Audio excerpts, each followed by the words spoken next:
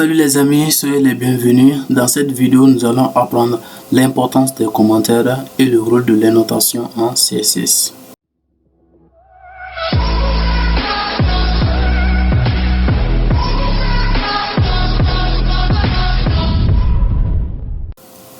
Pour commencer, alors les gars, il faut savoir que la vidéo qui était consacrée aux commentaires de HTML, on a vu, les commentaires peuvent jouer le rôle comme indicateur aux utilisateurs du site. Il s'agit de l'internaute ou encore pour l'administrateur du site lui-même qui est le créateur, et les commentaires ne seront pas traduits par le navigateur.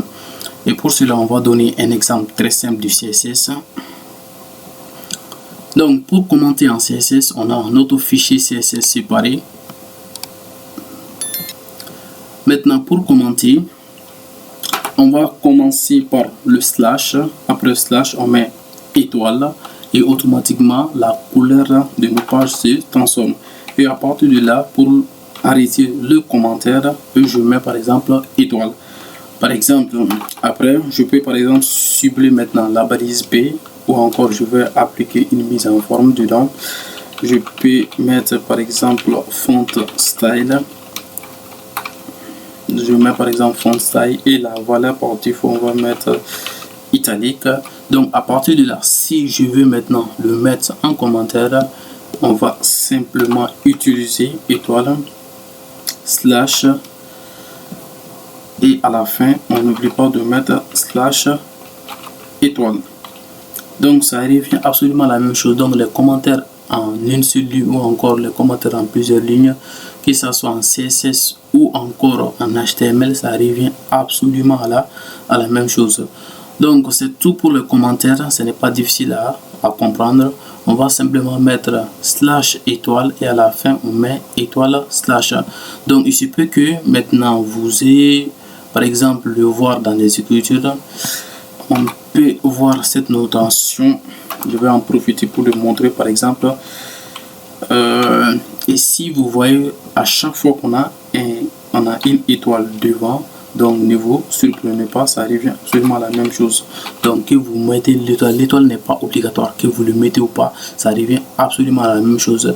Et lorsque j'exécute, toute cette mise en forme ne sera plus appliquée maintenant sur notre page web. Donc on va actualiser pour être sûr.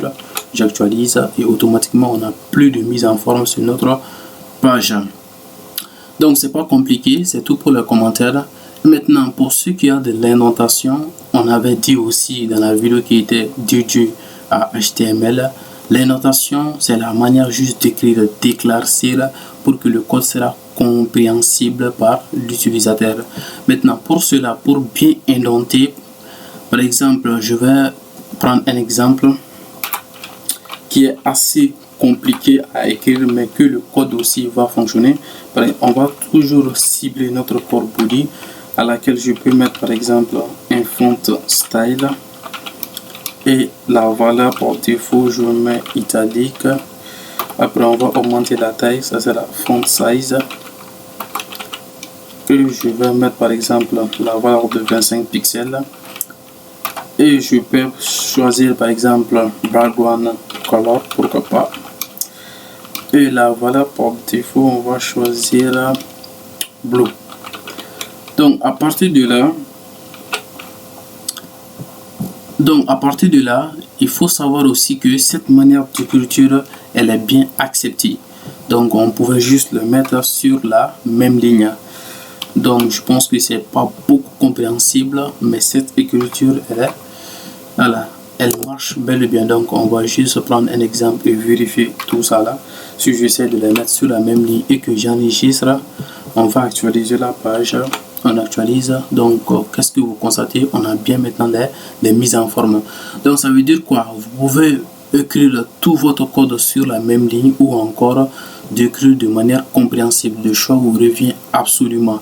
Maintenant pour ce qui est de recommandations, prenez l'habitude de mettre à chaque fois une retour de ligne entre vos différents styles à appliquer. Je pense que c'est beaucoup visible et c'est beaucoup compréhensible par l'utilisateur ou encore par l'administrateur qui est vous-même.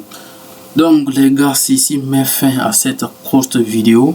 Je pense qu'il n'y avait pas beaucoup de choses à comprendre, il n'y avait pas très grandes choses qui est difficile à assimiler aussi. Donc dans une nouvelle vidéo, on se donne rendez-vous dans une nouvelle vidéo où encore on va voir quelques sélecteurs propriétés valeurs en CSS.